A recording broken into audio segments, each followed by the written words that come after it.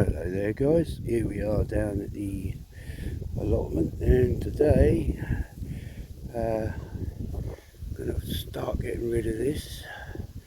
So a plot neighbour of mine who's got a trailer and is going to get rid of it for a reasonable price. So I will show you a bit more once I've done a bit.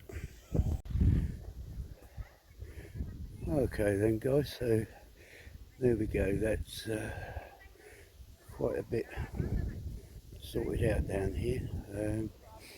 These pieces of wood I will be keeping to use in future projects. Basically all of the plastic polytunnel has gone. Plastic membrane, plastic sheeting, there was a lot of that, that's all gone.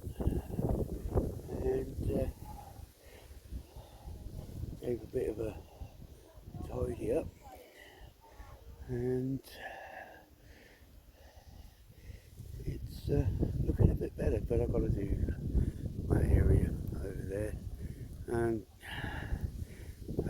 as you can see, the downside to having an allotment is animals die.